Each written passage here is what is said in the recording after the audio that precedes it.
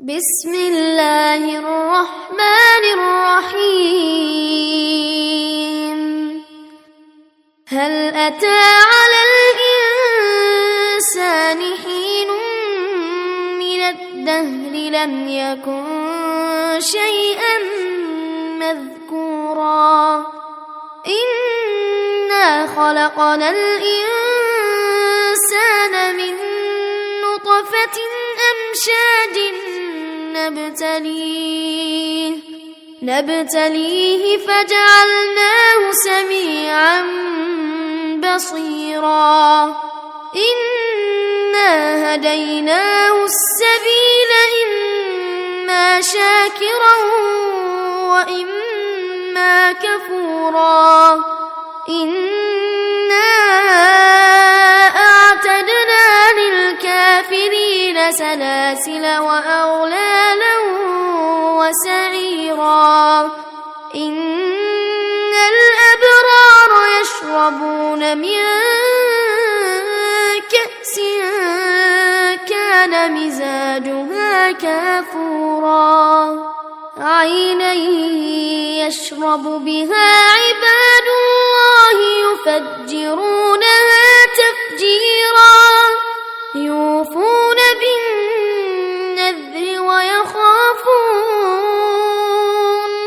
ويخافون يوما كان شره مستطيرا ويطعمون الطعام على حبه مسكينا ويتيما وأسيرا إنما نطعمكم لوجه الله لا نريد منكم جزاء ولا شكورا إنا نخاف من ربنا يوما عبوسا قمطريرا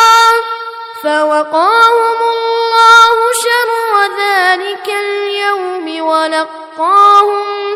ولقاهم نضرة وسرورا وجزاهم بما صبروا جنة وحريرا متكئين فيها على الأرائك لا يرون فيها شمسا ولا زمهريرا ودانية عليهم ظلالها وذللت قطوفها تذليلا ويطاف عليهم بآنية من فضة وأكواب كانت قوارير من فضة قدروها تقديرا ويسقون فيها كأسا كان مزاجها زنجبيلا عينا فيها تسمى سلسبيلا ويطوف عليهم ولدان مخلدون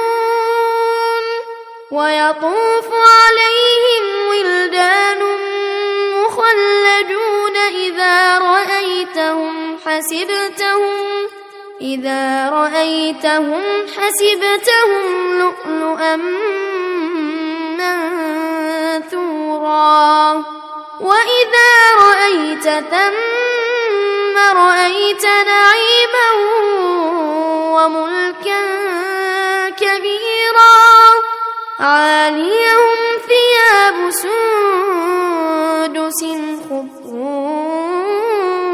واستبرق وحلوا أساور من فضة وسقاهم ربهم شرابا طهورا إن هذا كان لكم جزاء وكان سعيكم مشكورا إنا نحن نزلنا عليك القرآن تنزيلا فاصبر لحكم ربك ولا تطع منهم آثما أو كفورا واذكر اسم ربك بكرة وأصيلا ومن الليل فاسجد له وسبحه ليلا طويلا إن هؤلاء يحبون العاجلة ويذرون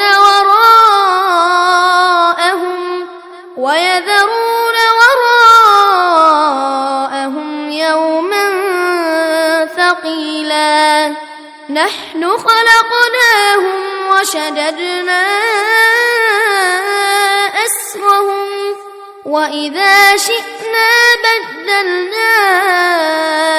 أمثالهم تبديلا إن هذه تذكرة فمن شاء اتخذ إلى ربه سبيلا وما تشاءون إلا أن يشاء الله إن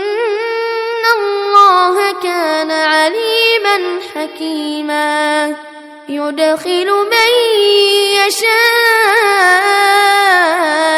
في رحمته